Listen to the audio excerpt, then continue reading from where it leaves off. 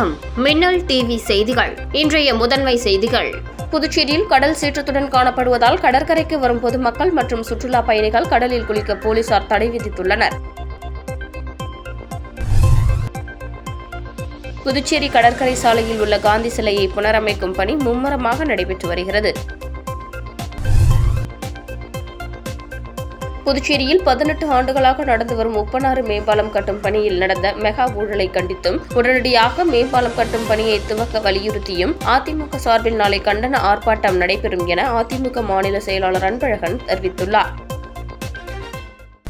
புதுச்சேரியில் கடல் சீற்றத்துடன் காணப்படுவதால் கடற்கரைக்கு வரும் பொதுமக்கள் மற்றும் சுற்றுலா பயணிகள் கடலில் குளிக்க போலீசார் தடை விதித்துள்ளனர். புதுச்சேரியில் குறைந்த காற்றழுத்தம் காரணமாக கடல் சீற்றத்துடன் காணப்படுகிறது. இதனால் சுற்றுலா பயணிகளை கடற்கரை மணலில் இறங்க போலீசார் தடை விதித்துள்ளனர். பழைய துறைமுக பகுதியில் கடலில் இறங்கி மக்கள் குளித்து மகிழ்வது வழக்கம். ஆனால் கடல் அலைகளின் உயரம் அதிகரித்து சீற்றம் இருப்பதன் காரணமாக அங்கு பேரிகார்டுகளை அமைத்து போலீசார் பாதுகாப்பு பணியில் ஈடுபட்டுள்ளனர். கிறிஸ்துமஸ் மற்றும் புத்தாண்டை விட்டு ஏராளமான வெளிநாட்டவர்கள் புதுச்சேரிக்கு வர துவங்கியுள்ளனர். அவர்கள் கடற்கரைக்கு வந்து அழகை ரசிக்க நின்றபோது கடற்கரையில் இறங்க போலீசார் அனுமதி மறுத்து அவர்களை அறிவுறுத்தி அங்கிருந்து வெளியேற்றினர். இதேபோல் உள்ளூர் மக்களும் வெளிமாநிலத்தவரும் புதுச்சேரி கடற்கரை சாலை வந்து பார்க்கும்போது அவர்களை கடலில் இறங்க போலீசார் தடை விதித்து திருப்பி அனுப்புகின்றனர்.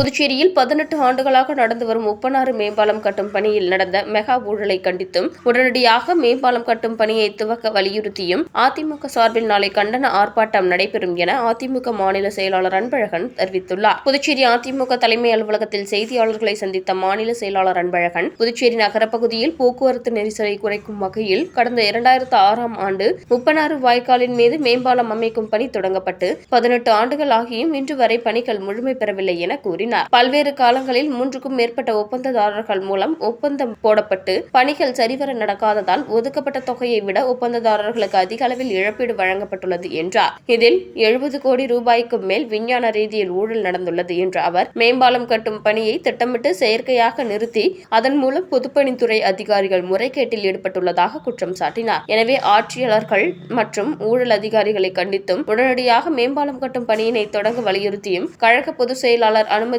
நாளை ஆட்டுப்பட்டி பகுதி அருகே மாபெரும் கண்டன ஆர்ப்பாட்டம் நடைபெறும் என அறிவித்தார். புதுச்சேரியில் புத்தாண்டு முதல் கட்டாயம் ஹெல்மெட் அணிய வேண்டும் என்றும் ரூபாய் 1000 அபராதம் விதிக்கப்படும் என காவல்துறை அறிவித்துள்ளது. காவல்துறையின் இந்த அறிவிப்பு 4வது முறையாக புதுச்சேரி மாநிலத்தில் ஒரு தனியார் நிறுவனம் தன்னிடம் உள்ள ஹெல்மெட்டுகளை உடனடியாக விற்பனை செய்வதற்கு மட்டும் உதவக்கூடிய அறிவிப்பாக இது உள்ளது என்றார். எனவே நகரப்பகுதியில் ஹெல்மெட் அணிய வேண்டும் என்ற உத்தரவை திரும்ப பெற வேண்டும் என வலியுறுத்தினார். அங்கங்க மக்கள் வந்து போராட்டம் பண்ணாங்கன்னா நம்ம முதலமைச்சரை நானா எங்க அரசினுடைய எண்ணமோ தான் ஹெல்மெட்ல காணாது. அப்போ உங்களுடைய நோக்கம் நிறைவேறி போகுது. எந்த நோக்கம்? இந்த தப்பான கம்பெனியுடைய ஹெல்மெட் தயாரிக்கப்பட்ட ஹெல்மெட்டை விற்பனை செய்யப்படுகின்றது. அப்ப பிரைவேட் ஹெல்மெட்டினுடைய விற்பனைக்கு காவல்துறையுடைய உயர் அதிகாரின்னா ஏஜென்டா? ஏன் இந்த மாதிரி வந்து ஒரு அரசாங்கத்தினுடைய ஒரு வந்து இப்படி ஒரு மக்களுடைய பிரச்சனைய ஒரு அதிகாரி தெரிவதற்கு முன்பு அந்த காவல்துறைக்கு பொறுப்பேற்று இருக்கக்கூடிய அமைச்சர்கள் இதை பத்தி சொல்லணும். புதுச்சேரி கடற்கரை சாலையில் உள்ள காந்தி சிலையை புனரமைக்கும் பணி மும்முரமாக நடைபெற்று வருகிறது. அழகிய சுற்றுலா தலமாக திகழும் புதுச்சேரியில் அனைவரையும் கவர்ந்த இடங்களில் ஒன்றாக கடற்கரை உள்ளது. இந்த கடற்கரை பகுதிக்கு புதுச்சேரிக்கும் அடையாளமாக திகழ்வது கடற்கரை சாலையில் உள்ள காந்தி திடல். தற்போது கிறிஸ்துமஸ் மற்றும் புத்தாண்டு நெருங்குவதையொட்டி கொண்டாட்டங்களின் காரணமாக கடற்கரையும் காந்தி திடலும் களை கட்ட துவங்கிவிடும். இந்த நிலையில் புத்தாண்டுக்கு ஒருமுறை கடற்கரையில் அமைந்துள்ள காந்தி சிலை புனரமைப்பு பணிகள் நடைபெறுவது வழக்கம். மழையின் காரணமாக தற்போது அந்த பணிகளில் தாமதம் ஏற்பட்டதால் காந்தி சிலையின் தூண்கள் சேதமடைந்திருந்தது. இதனைத் தொடர்ந்து தற்போது காந்தி சிலை சீரமைப்பு பணிகள் தீவிரமாக நடைபெற்று வருகிறது. மேலும் இந்த பணிகள் டிசம்பர் 30ஆம் தேதி முடிக்கப்பட்டு புத்தாண்டு அன்று புதுச்சேரியின் அடையாளமான காந்தி சிலை புதுப்பொலிவுடன் காட்சியளிக்க உள்ளதாக தெரிவிக்கப்பட்டுள்ளது.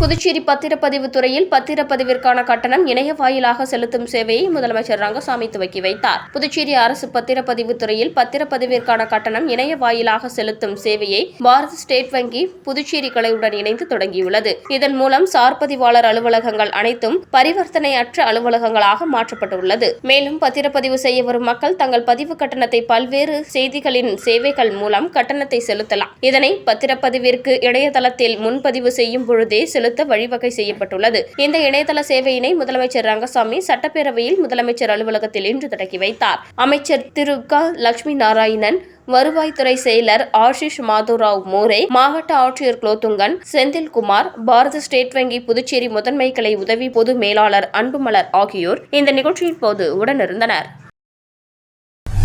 காரைக்காலில் கால்நடை விவசாயிகளின் கோரிக்கையை ஏற்று GNS அறக்கட்டளை சார்பில் தென்னங்குடி கால்நடை மருத்துவமனைக்கு ரூபாய் 50,000 மதிப்பிலான மாடு தூக்கும் இயந்திரத்தை அறக்கட்டளை நிறுவனர் ராஜசேகரன் வழங்கினார். காரைக்கால் மாவட்டத்தில் கர்ப்ப காலங்களில் மாடுகள் சுமை தாங்காமல் படுத்து விடுவதால் அதனை தூக்கி நிறுத்த மரங்களை கொண்டு கட்டி நிற்க வைத்து வந்தனர். இந்த நிலையில் கன்றுக்கு பாதிப்பு ஏற்படும் நிலையில் வெளியூர்களில் இருந்து மாடு தூக்கும் இயந்திரங்களை வாடகைக்கு எடுத்து வந்து மாடுகளை பாதுகாத்து வந்தனர். இந்த நிலையில் கால்நடை விவசாயிகளின் கோரிக்கையை ஏற்று GNS அறக்கட்டளை சார்பில் ரூபாய் 50,000 மதிப்பில் கரூரில் இருந்து வரவழைக்கப்பட்ட மாடு தூக்கும் இயந்திரத்தை இன்று திருநள்ளாறு தொகுதிக்குட்பட்ட தென்னங்குடி கால்நடை மருத்துவமனைக்கு அறக்கட்டளை நிறுவனர் ராஜசேகரன் வழங்கினார். இந்த நிகழ்ச்சியில் கால்நடைத்துறை துணை இயக்குநர் மருத்துவர் கோபிநாத், கால்நடைத்துறை மருத்துவர் செந்தில்நாதன், கால்நடை விவசாயிகள் சுரேஷ், பாஸ்கர், சந்திரசேகர், கருணாநிதி உள்ளிட்ட ஏராளமான விவசாயிகள் கலந்து கொண்டனர்.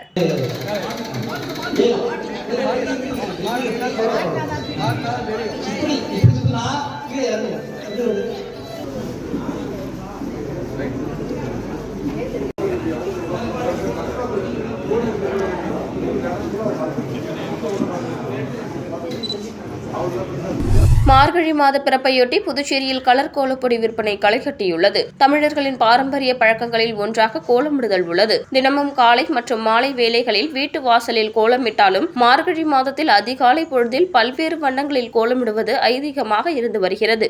இதனால் புதுச்சேரியில் வண்ண கோலப்பொடி விற்பனை மும்முரமாக நடைபெற்று வருகிறது. குறிப்பாக அண்ணா சாலை உள்ளிட்ட பிரதான சாலைகள் மற்றும் பல்வேறு இடங்களில் வாகனங்களில் வைத்தும் சிலர் சாலையோரங்களில் தற்காலிக கடைகள் அமைத்தும் கோலப்பொடிகளை விற்பனை செய்து வருகின்றனர். மஞ்சள், சிவப்பு, ஆரஞ்சு, பச்சை, ஊதா, கருப்பு, நீலம், காவி, வெள்ளை என 18 வகையான வண்ணங்களில் கோலப்பொடி விற்பனை செய்யப்பட்டு வருகிறது. 100 கிராம் வண்ண கோலப்பொடி பாக்கெட்டுகள் தரம் வாரியாக ரூபாய் 5, ரூபாய் 10 என விற்பனை செய்யப்படுகிறது. 1/4 கிலோ வண்ண கோலப்பொடி ரூபாய் 20க்கும், 1 கிலோ வண்ண கோலப்பொடி ரூபாய் 80க்கும் விற்பனை செய்யப்பட்டு வருகிறது.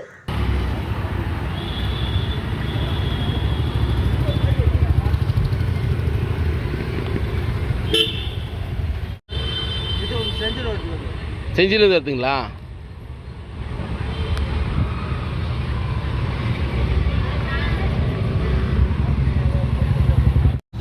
கஞ்சா வழக்கில் தலைமறைவாக இருந்த இளைஞரை அரியாங்குப்பம் போலீசார் கைது செய்தனர். புதுச்சேரி தானாம்பாளையம் அரசு பள்ளி அருகே கஞ்சா விற்பனை நடைபெறுவதாக தவளக்குப்பம் காவல் நிலையத்திற்கு கடந்த ஆகஸ்ட் மாதம் 14ஆம் தேதி வந்த தகவலை அடிப்படையில் சப் இன்ஸ்பெக்டர் சண்முக சத்யா தலைமையிலான போலீசார் சம்பவ இடத்திற்கு விரைந்து சென்றனர். அப்போது கஞ்சா விற்பனையில் ஈடுபட்ட 2 இளைஞர்களை போலீசார் கண்டதும் தப்பி ஓட முயன்றனர். அவர்களை மடக்கி பிடிக்கும் போது அதே பகுதியைச் சேர்ந்த பிளேடு என்ற விஷ்ணு என்பவர் மட்டும் பிடிபட்டார். அவரிடமிருந்து 40 கிராம் கஞ்சாவை பறிமுதல் செய்து சிறையில் அடைத்தனர். இதனைத் தொடர்ந்து தப்பி ஓடி தலைமறைவாக இருந்த கூனி என்கிற குமரகுரு என்பவரை போலீசார் வலைவீசி தேடி வந்த நிலையில் நேற்று மாலை கைது செய்தனர். இந்த வழக்குகளில் கைதாகியுள்ள 2 குற்றவாளிகள் மீது தமிழகம் மற்றும் புதுச்சேரியில் கொலை, கொள்ளை, வழிப்பறி, கஞ்சா உட்பட சுமார் 14 வழக்குகள் உள்ளது குறிப்பிடத்தக்கது.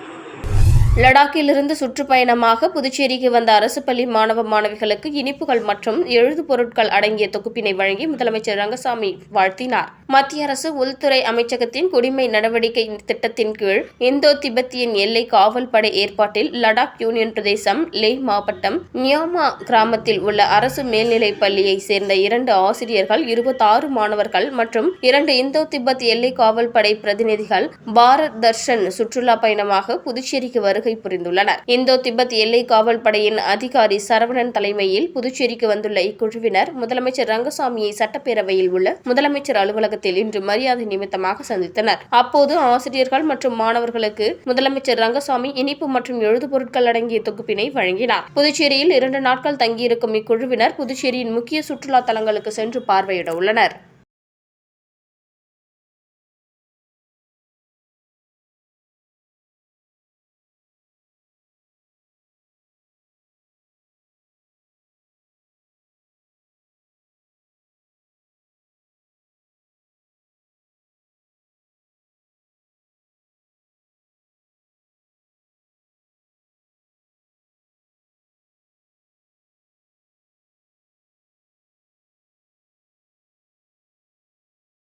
புதுச்சேரி மக்கள் முன்னேற்றக் கழகத்தின் சேர்மன் வெங்கட்ராமன் முன்னாள் எம்எல்ஏ சாமிநாதனை சந்தித்து பேசியிருப்பது அரசியல் வட்டாரத்தில் பரபரப்பை ஏற்படுத்தியுள்ளது. புதுச்சேரி பாஜக முன்னாள் நியமன எம்எல்ஏ சாமிநாதன் புதுச்சேரி மாநில மக்கள் முன்னேற்றக் கழகத்தின் சேர்மன் வெங்கட்ராமனின் இல்லத்திற்கு நேரில் சென்று சந்தித்தார். இன்றைய அரசியல் சூழ்நிலை குறித்தும் எதிர்வரும் காலத்தில் புதுச்சேரியின் தனித்தன்மையை பாதுகாக்க எடுக்க வேண்டிய நடவடிக்கை குறித்தும் விரிவாக கலந்தாலோசித்தனர். இதற்கு முன்னர் நேரு எம்எல்ஏ மற்றும் அதிமுக துணை செயலாளர் வையாபுரி மணிகண்டன் ஆகியோரை தனித்தனியாக நேரில் சந்தித்து ஆலோசனை நடத்தினார். சட்டமன்ற தேர்தல் நெருங்கி வரும் நிலையில் அரசு கட்சி தலைவர்கள் தனித்தனியாக சந்தித்து ஆலோசனை நடத்துவது புதுச்சேரி அரசியலில் பரபரப்பை ஏற்படுத்தியுள்ளது.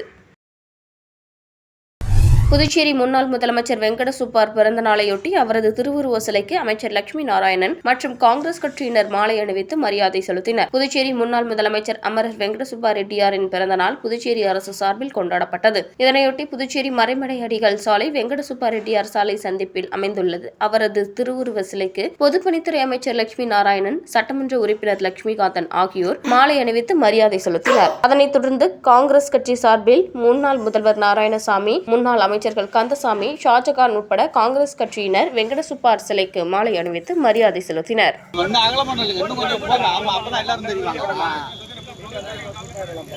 வீர வணக்கம், வீர வணக்கம், வீர வணக்கம், வீர வணக்கம், வீர வணக்கம், வீர வணக்கம், வடை வள்ளலுக்கு வீர வணக்கம்.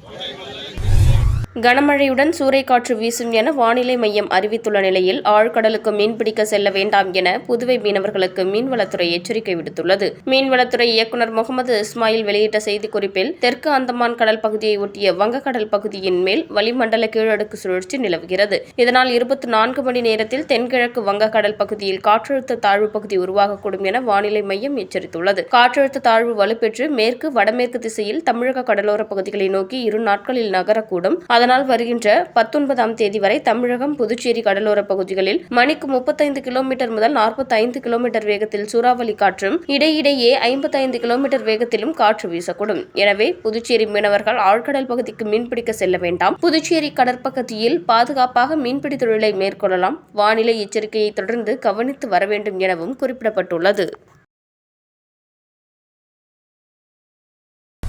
நெடுங்காடு கோட்டுச்சேரி சட்டமன்ற உறுப்பினர் அலுவலக செய்திக்குறிப்பில் கடந்த சில தினங்களாக பெய்து வந்த கனமழையால் வரிச்சிக்குடி வடக்கு பகுதிகளில் உள்ள விவசாய நிலங்களில் மழைநீர் தேங்கி நிற்பதாக விவசாயிகள் தெரிவிக்கப்பட்ட புகாரை தொடர்ந்து நெடுங்காடு கோட்டுச்சேரி தொகுதி சட்டமன்ற உறுப்பினர் சந்திர பிரியங்கா சம்பந்தப்பட்ட அதிகாரிகளுடன் நேரில் சென்று விவசாய நிலங்களை பார்வையிட்டு உடனடியாக வாய்க்காலில் உள்ள ஆகாய தாமரைகளை நீக்குமாறு உத்தரவிட்டார். மேலும் வருங்காலங்களில் மழைநீர் தேங்காமல் இருப்பதற்கு முன்கூட்டியே நடவடிக்கை எடுக்கப்படும் என்றும் உறுதியளித்தார்.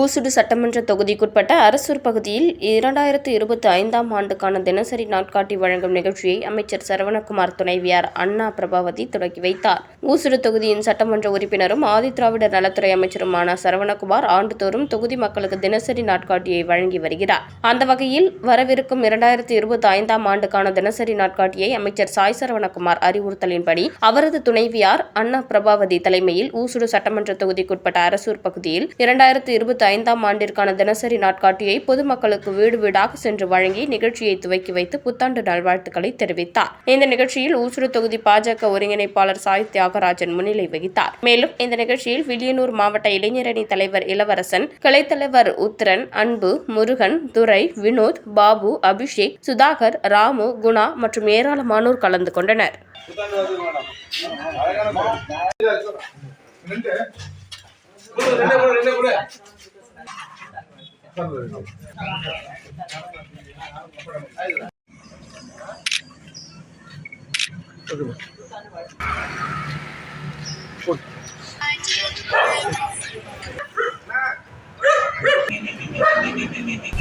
மறைந்த முன்னாள் முதல்வர் வெங்கட சுப்பா ரெட்டியார் பிறந்த நாளையொட்டி அவரது சிலைக்கு முன்னாள் முதல்வர் நாராயணசாமி மாலை அணிவித்து மரியாதை செலுத்தினார். மறைந்த முன்னாள் முதல்வரும் தியாகியுமான வெங்கட சுப்பா ரெட்டியாரின் பிறந்த நாள் விழா காங்கிரஸ் கட்சியினரால் மடுகரையில் கொண்டாடப்பட்டது. மடுகரையில் உள்ள அவரது சிலைக்கு முன்னாள் முதல்வர் நாராயணசாமி மாலை அணிவித்து மரியாதை செலுத்தினார். முன்னதாக முருகன் கோவில், ஐயப்பன் மற்றும் துர்கா பரமேஸ்வரி ஆலயத்தில் தரிசனம் செய்தார். தொடர்ந்து மடுகரை பேருந்து நிலையத்தில் அமைக்கப்பட்டிருந்த அவரது படத்திற்கு மலர் தூவி மரியாதை செலுத்தினார். தொடர்ந்து பொதுமக்களுக்கு அன்னதானம் மற்றும் இனிப்புகள் வழங்கினார். இந்த நிகழ்ச்சியில் வட்டார காங்கிரஸ் தலைவர் அம்மைநாதன் உட்பட காங்கிரஸ் கட்சி பிரமுகர்கள், இளைஞர்கள் மற்றும் பொதுமக்கள் கலந்து கொண்டனர்.